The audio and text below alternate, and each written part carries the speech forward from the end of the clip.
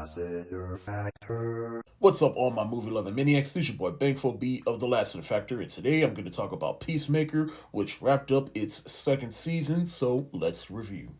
Now, there's a lot to talk about with Peacemaker season 2, but the biggest thing is that it does retcon the show as a whole to kind of tie into James Gunn's DCEU, which does work to the show's benefit because they do set up a lot of things that could have some ramifications for the greater DC universe. But what I love and appreciate most about the show is that it is more so a character piece. But in any case, this season does take place after the events of the first film, in which Peacemaker, he is trying to figure out how to go about his life, in which, he had to kill his own daddy. He's trying to make amends with all his friends, trying to stay connected with all his friends, and trying to be a hero that he wants to be. And then he comes across, this little portal that takes him into the pocket universe, where it takes him to different universes, and it takes him to a almost perfect universe where he is revered as a hero. He got his own family. His brother is still alive, and he got the love of his life, Amelia, who actually loves and appreciates him. But then all his friends find out, and they try to go back and get him. And then meanwhile, Rick Flag, he finds out that Peacemaker was the one who unalived his son, Rick Flag Jr., which they did in the Suicide Squad, which is now retconned to take place into James Gunn's DCEU. Now, I was really surprised with that first season. I really enjoyed it, so I was really happy that we got a Peacemaker season 2, but then was also concerned because, like I said, James Gunn, he basically retconned this show to take place in the DCEU, which kind of contradicts itself, because, I am of the opinion of, all right, you say this is a completely new DC universe, and yet you're cherry picking characters from the previous universe. I mean, come on now. If you're going to reboot, then fucking reboot. But in any case, he still make it look cohesive, and he kind of retcons it, but in a way it's like, all right, look, it's here, it's part of DC, you get over it. Now let's move on.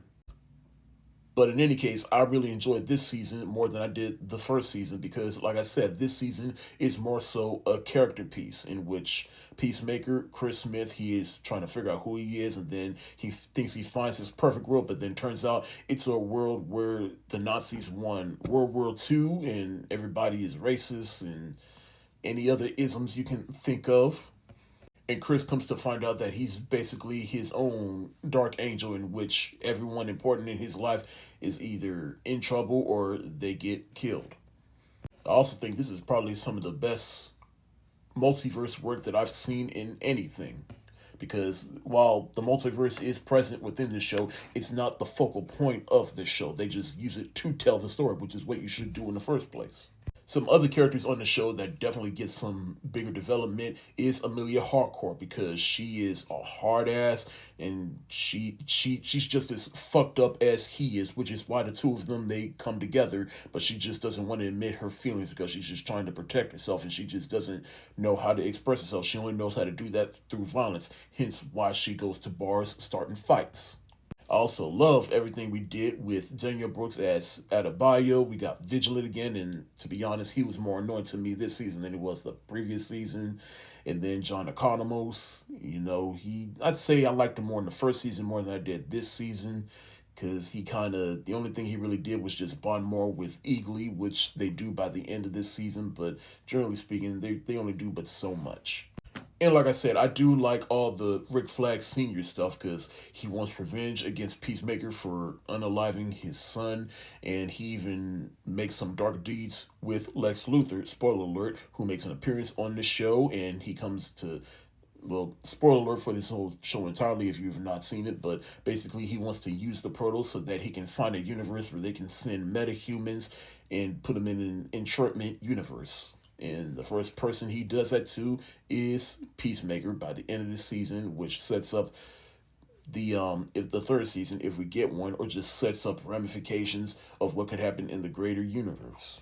In the end, this show had me in the chokehold for 8 weeks straight. I loved this show as a whole. I think this show is a vast improvement over the first season. I even loved all the new characters like Sasha Bordeaux, who is a cyborg. She's a cyborg. She's not the cyborg. I know there's a whole thing where somebody made a whole big deal like, this is the DCU's version of Cyborg and she's a woman. Ah! I'm like, calm down. All right, she's not the Cyborg. She's just a cyborg.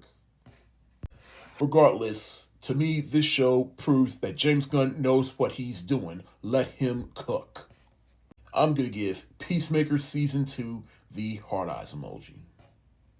Thank y'all so much for watching. Have you seen Peacemaker Season 2? If so, let me know what you think in the comments section below. This is your boy Bangful B of the Lassiter Factor. Stay safe, wash your hands, peace.